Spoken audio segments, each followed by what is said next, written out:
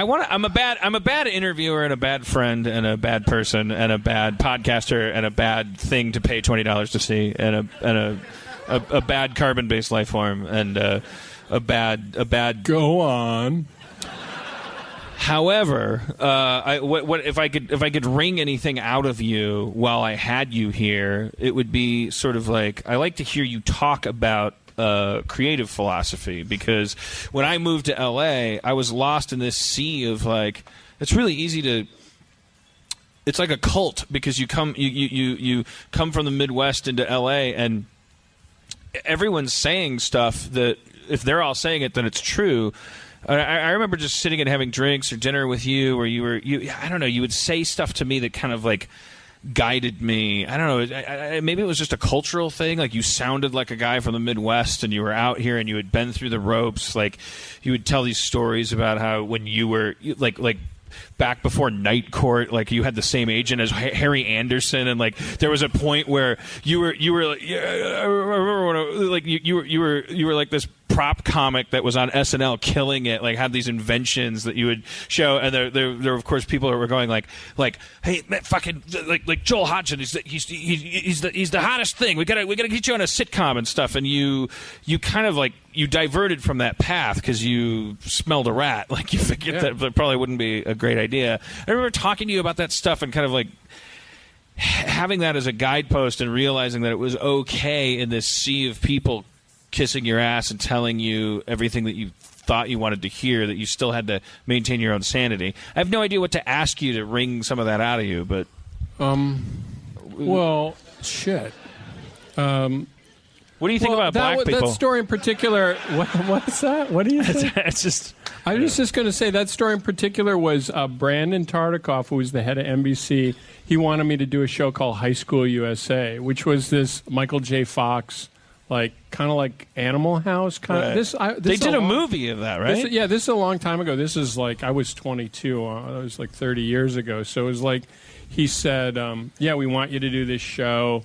And I read the script, and I just didn't think it was funny, and I didn't think I could make it work, and it just seemed kind of stupid, and I said no to it, and they just doubled the money. They just said, "Oh yeah, okay." I think they were giving me $10,000 a show with 6 guaranteed, and they doubled it. So it had been over $100,000 30 years ago, and they just said, "Okay, you don't want to do it? Here's twice the money."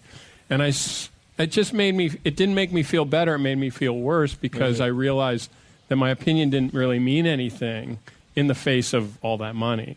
If they, you know what I mean, they could change your opinion. Right. And that's when I quit. I went back to Minneapolis, and then like 6 or 8 months later, started Mystery Science Theater. So it was the right thing to do. Yeah. For me, but yeah. I think that's what you meant. That's why this sea of people that you made your mark not from Los Angeles, and not with the help of these suits that were throwing piles of money at you, even though that was an option for you. It's always the right thing to do, to follow your own compass and create. If you want to create, then you have to actually create. There are a lot of people that want to make a lot of money and can kind of create, and they're happy to but they're it's always like you have to be willing to be homeless. You have to be willing to kill yourself. So that there's no choice. If it's entertaining, you mean you can kill yourself if you with the right amount of panache. I find young people like asking that question all the time. Like, well, what should I do in this case? And how do you know when you should do this and that? And it's like it kind of like you have to be you have to know that if you tried to wash dishes, you'd just be worse at that. You'd have to be like willing to sit under a bridge and just die of exposure if nobody gave you money, and still like kind of as your frozen grin like sealed shut and your eyes glazed over, the last thought you'd have is like, still though, I did what I wanted. And if you really wouldn't feel that way as you died, then don't be a hack, try to figure out how to make money. And as that character in Citizen Kane says, to paraphrase him, like making money is no trick if that's all you want to do. Just go do it. Go make money. There's a lot of interest, but I don't know. Who is that guy that you guys like kind of like he kind of had this style of like I can't remember. You guys remember that roast you guys did? And there was a guy there who had this kind of training where he'd take you to the airport.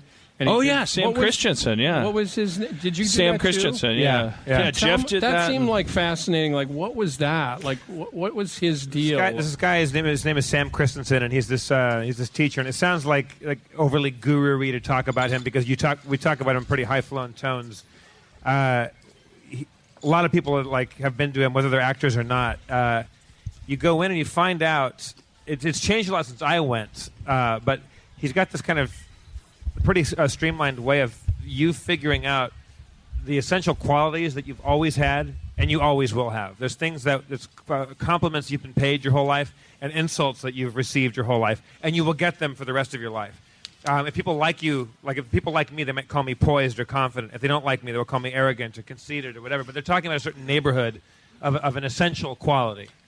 And you go in there, and it's very, very interesting to find out the stuff that you wish people didn't see, but they all do, and the stuff that you wish you wish people didn't see, but they all do. If I didn't get that right, opposite wise, the stuff that we wish we had that we don't, and the stuff that we have that we wish that we didn't have.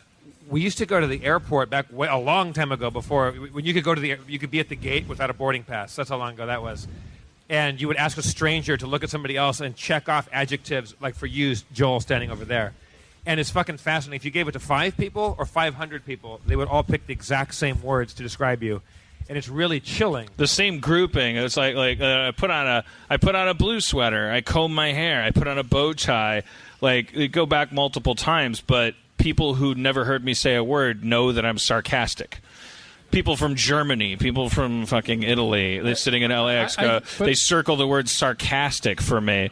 Like, it's like it's been the result of the cause of a lot of problems in my life. People assume I'm being sarcastic. People for me always checked off shit sprinkles, sparkles, glitter. I fucked it. God damn it. Glitter shit is what I meant. He's a glitter shitter from way back. Anyways, have you been to Glitter Shitter? Oh, that's where the after party is at. Yeah, you know.